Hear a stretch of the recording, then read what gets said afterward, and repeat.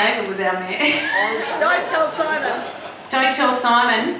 But maybe you should run. We'd all vote for you, mate. Be great. All right, we're going to keep the night moving. We've got 4 more comedians. You all in with us for the long haul? Oh, yeah. You've got fuck all to do tomorrow, haven't you? All right. We love this guy. We love him. Please give him a big round of applause. You all know him here in Mullumbimby. It's the one and only Rudy.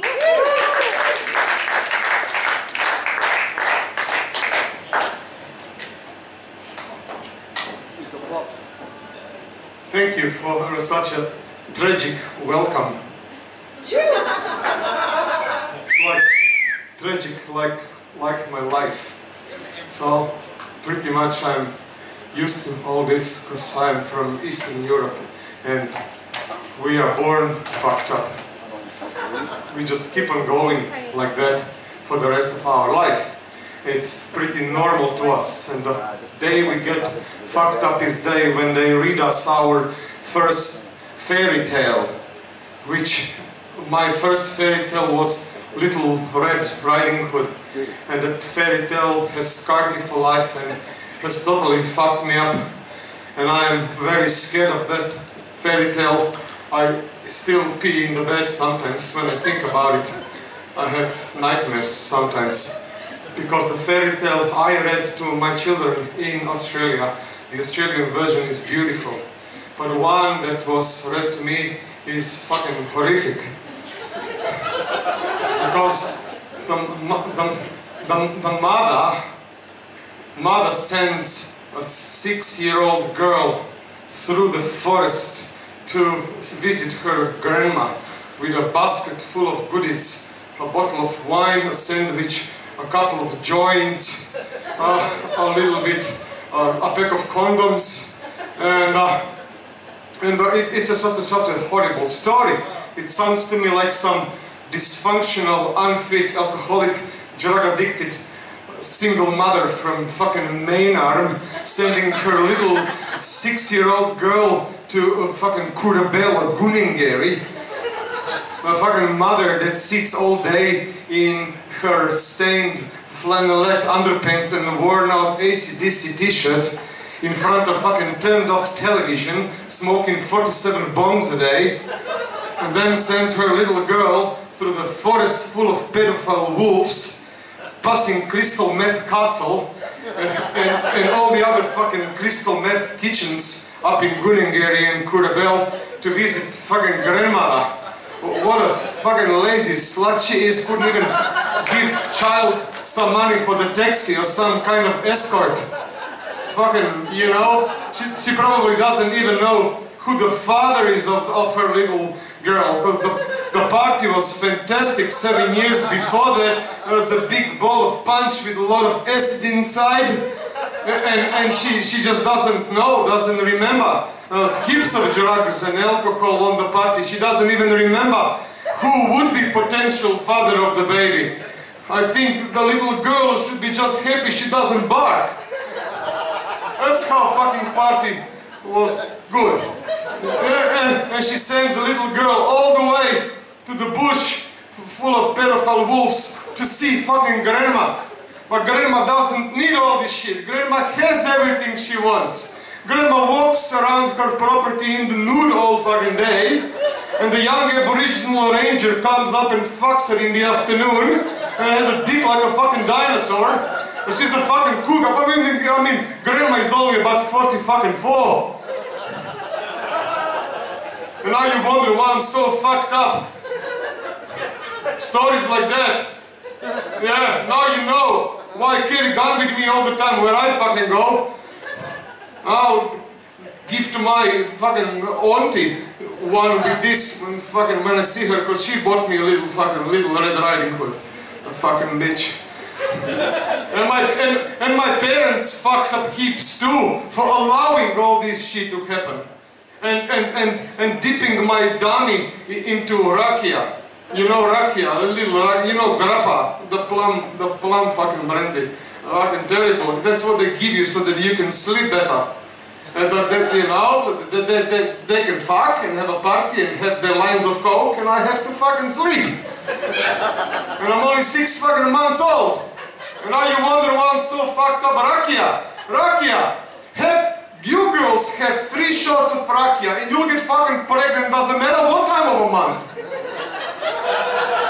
It's a deadly fucking drink. It's like a mixture of vodka and rotten unleaded petrol together. And that's what they give you to drink since you're 6 months old. Some is good. We test if it's a good quality of rakia. We pour some rakia in plates and put on the ground. And then little mice come and drink it and then they go and fuck a cat. And then you know that the rakia is good. Otherwise they die. Fucking on the spot. And masturbation is extremely important to us in Eastern Europe. We masturbate all the time. Parents encourage you to masturbate.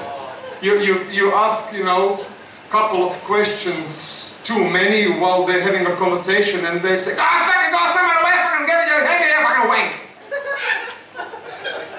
And then you go and you flog yourself, then they catch you, then they flog you too. My mom gave me fucking Denkorab. I said, masturbate now. Thanks to my mother, I had a few really, you know, hot and fucking proper masturbations in my life. I can only thank my mom for that, you know. Fantastic. And then I came to Australia when I was 22 and I got a job in the taxi at the night time when I was 27. That was 20 years ago. And nighttime taxi driving burned my eyes out completely. And I got my glasses, and since I was 27, I completely stopped masturbating. I didn't masturbate for 20 years. It was fucking impossible.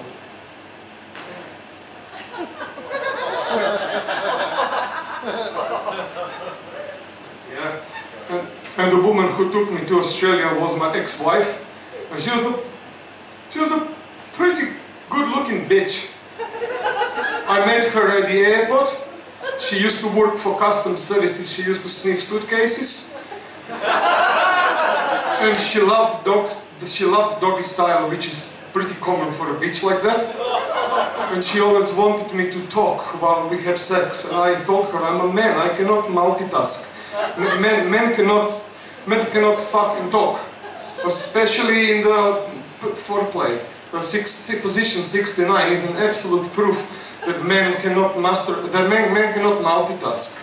Women can do hips. Women, oh yeah, women can, you know, lie all over you. They can hold you with one hand or 2 hands. They can walk your foreskin up and down. They can say, I love you very much. You know? Men can't do all this. Men can only put his arms over the lady, and he cannot talk because he uses his tongue a lot. And is extremely concentrated on that little thing that girls have and guys don't. And the thing is called, help me, Clay? What is it called? Clitoris,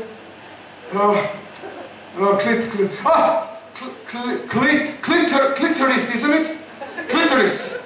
Yeah, I hardly get my tongue around that. Sorry. So she wanted me to talk and fuck at the same time, and I said, I can't do it. And then one day, that was the reason for our divorce. I finally opened my mouth, and she said to me, say something and we are doggy style, and I'm doing all this because, you know, I don't want it, I've got nothing to fucking say. I'm just fucking quietly grateful that it's happening, you know? And we are banging, you know? And she says, say something, say! And I say, I don't know, I love you. And she went, oh yes, deeper. And I went, I love you. Thanks guys, nice to talk to you. Thank you. I don't know. Oh, that's Rudy, everyone. I love you so much, Rudy. And I just always think of pissed people getting in your cab and just freaking the fuck out. Just going, who's this guy driving us? Because he would lock the doors when he gets in, wouldn't he? Where are you going? Do you try and scare him, Rudy? No, my accent does miracle. Yeah, all you have to do is talk. Yeah. I love it. I just always think of some little pissed young girls in hardly any clothes getting into Rudy's cab and just shitting themselves. I don't have to say anything smart or erotic, I just talk and girls go wet. It's normal. It's normal, Yeah. I know. Oh, it's funny too. All right, you all good up there? You could move closer if you like.